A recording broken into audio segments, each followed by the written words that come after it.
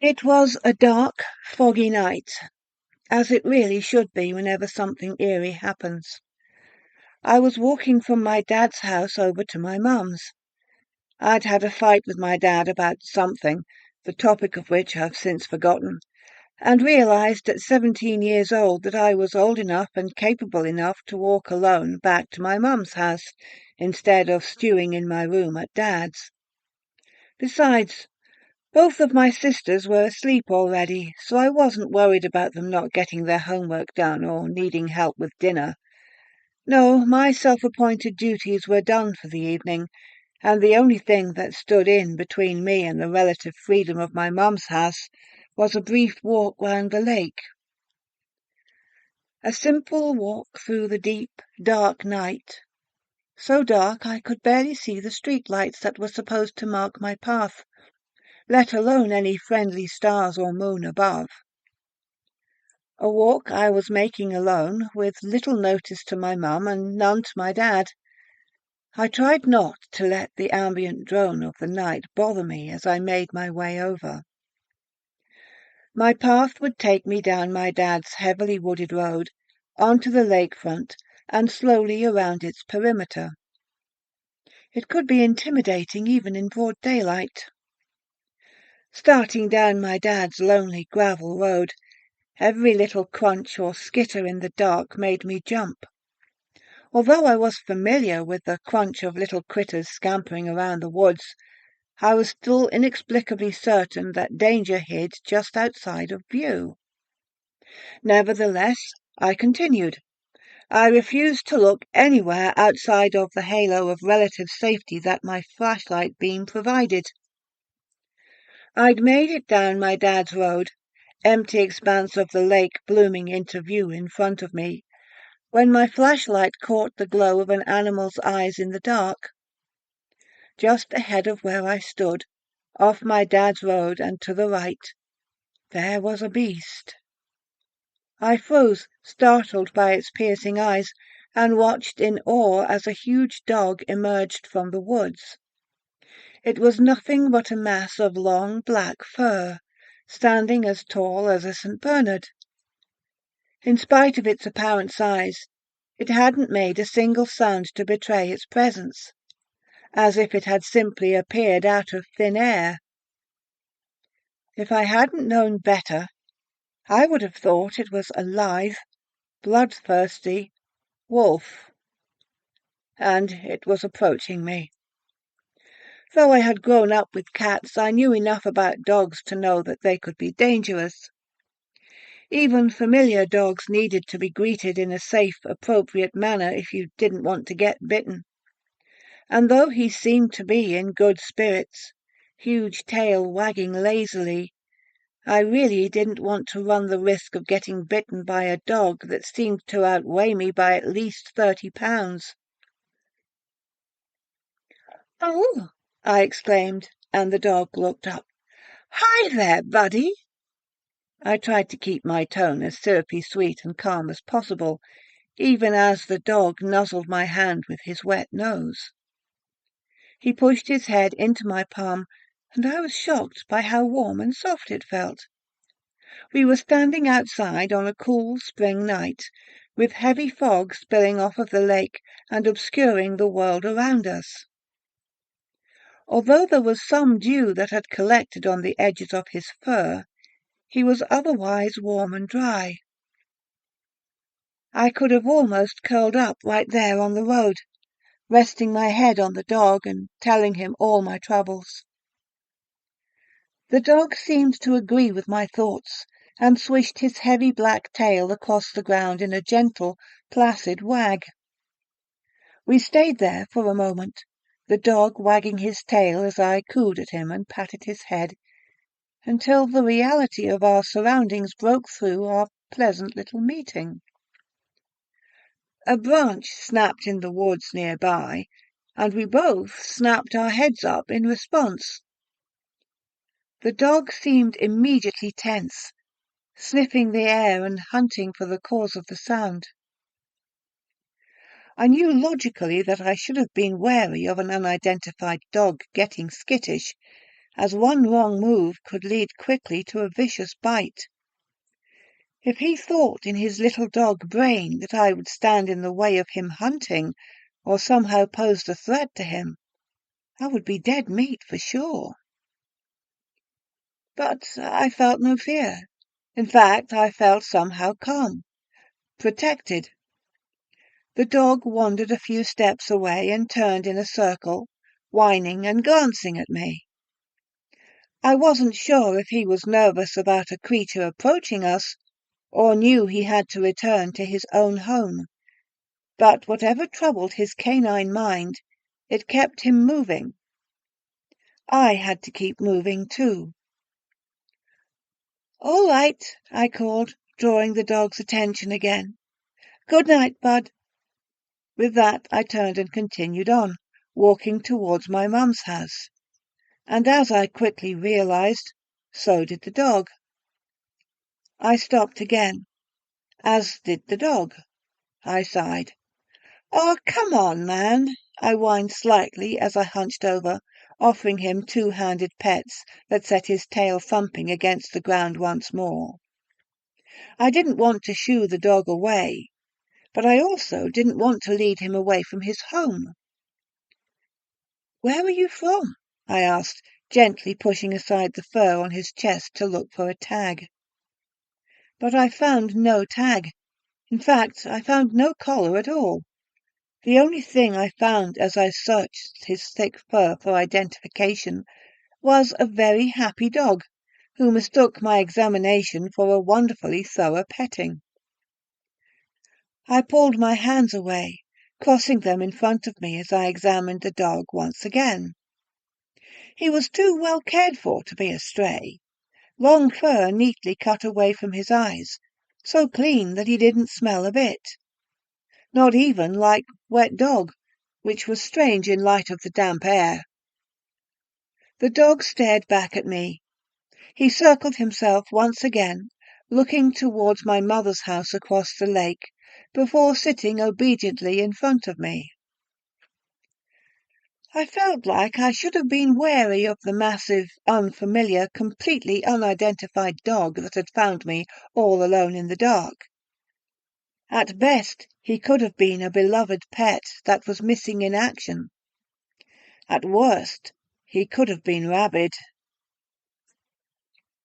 But I was calm and far more comfortable walking with a cheerful dog than by myself, so I decided, just for the time being, that he was simply a new friend. "All right," I relented, and the dog stood in anticipation. "Let's keep going." I started walking again, accompanied by my new travel companion. Walking together through the night was a much more peaceful experience than walking alone had been. In fact, it was almost a nice walk. The dog wandered around the street as it walked with me, trotting ahead to scout the way and looping behind me to investigate weeds on either side of the road, coming up to my hand occasionally for more pets. I hadn't considered myself a dog person before then, but walking along with the dog on such a night was starting to make me doubt that. I'd walked the road around the lake at night before, and knew how intensely unsettling it could be even in the best company. If I was alone, I know for a fact that I would have been positively sprinting to my mum's house, yelping at every little sound and praying that no wild animals, or worse, would find me. Bitter experience from living in the woods my whole life had taught me that even a deer could be a terrifying foe in the right situation. But there were no foes that night, no sound that he wouldn't investigate and send away. I'd never felt so safe, especially not in the presence of a large animal. It was truly an excellent walk. Before long we had made it within spitting distance of my mum's house. We only had to pass by one more thick copse of trees and we'd be home. I was triumphant and grateful to my canine friend, but also felt a creeping distress. I had no idea how I was going to part ways with the dog, and even less of an idea how I would explain to my mum that I had street-adopted £170 dog that looked like it would take our entire couch as a dog bed. I also wasn't sure how the dog would react to either situation, if one choice or the other would sour its helpful disposition. Then again, the dog was friendly and seemed to be somewhat trained. Maybe he would wait outside while I discussed what to do about him without scaring the two cats inside the house, as well as my mother, half to death. "Okay, buddy," I began, eyeing the outdoor stairs to my mum's deck. "Let's see if we can—" In an instant the dog's mood changed. It froze, staring into the trees with an eerie determination. I stopped too. I couldn't tell what had gotten the dog's attention, but whatever it was, it had my new friend completely locked in. I peered into the woods, wondering if it was a bear or something, only for the dog to slide in front of me. He placed himself between me and the trees, a low growl rumbling out of his mouth as he stared into the darkness. Goosebumps erupted all over my body, and ice flooded my veins. Although it was not lost on me how dangerous the growl of a strange dog could be, what scared me more was the idea of what he could be growling at. "Buddy?" I asked, taking a small step back. The dog paced in front of me, eyes still locked on the woods. I took another step away from him, towards my mum's house. "Is everything okay?" I held my hands up, trying to profess a peaceful, calming tone to the tense dog. The dog stopped growling and looked over its shoulder back at me. His tail wagged slightly, but only once. He had a look in his eyes that I never realized dogs could have. He looked deeply sad, almost wilful, not guilty, like I'd seen in clips of dogs breaking vases or causing other trouble, but sort of forlorn. I realized that there was a strange intelligence behind those eyes, more than just that of a clever dog. Something crashed in the woods, something big. I yelped, stumbling as I leapt away from the trees. Another crash rang out, closer. Massive, heavy footfalls approached us, louder than that of any creature I had ever heard. No deer, no bear on earth could make the trees shudder like they did, trembling with every crash. And before I could recover, the dog responded. He barked, a huge, booming bark, 1,000,000 times louder than the crashing in the woods. It scared the life out of me. I took off, sprinting towards my mum's house. All the advice I had ever been given told me not to blindly run away from a predatory creature for fear of it giving chase. But panic told me to run until my legs gave out. Mum's house was close and I was very fast. Nothing about the situation was ideal, but I was willing to bet that in a short sprint like that I could have even outpaced a bear. But it wasn't a bear that the dog was now barking its head off at, somewhere behind me. I heard a creature respond, a bone-chilling howl that I can't place even to this day. The dog barked a few more times before the sound of claws beating the pavement and furious panting told me that the dog was following me home. He wasn't the only one. Slow, booming footfalls chased us the short distance to my house. The ground beneath me shook with each step, causing me to stumble between strides. The dog appeared again at my side as I wobbled, nudging me back up and yapping at the monster behind us. By the grace of God and the black dog, I reached the steps before the creature reached me. "Mom!" I shrieked, taking the crumbling cement stairs 2 at a time. "Mom!" I ripped the door open, my mother yelping in surprise from her perch on the couch. "What are you doing?" she started to ask. I cut her off. Mum, call animal control. There's some huge animal out there and it's coming towards the house. Darting into the back hall, I found what I was looking for. A brief, powerful interest in archery had provided me with the only weapon in the house. I'd never shot at anything but a stationary target before, but in that moment I was convinced that landing a shot on the monster chasing us was the only chance I had of saving my dog. I returned to the living room, clutching my bow and quiver of recreational arrows like it was my lifeline. The dog, though, I corrected, ignoring my mum's bewildered stare. They need to stop the other thing. What dog? Mum asked as I ripped the front door open. What other thing? Just call them. I pushed through the storm door, ready to jump to the defense of my new companion. I emerged on our stoop, scanning the road in front of our house for a huge black dog fighting a giant, unknowable monster. But there was nothing. The night was still. The monster was nowhere to be found. Not that I had been able to see it in the first place.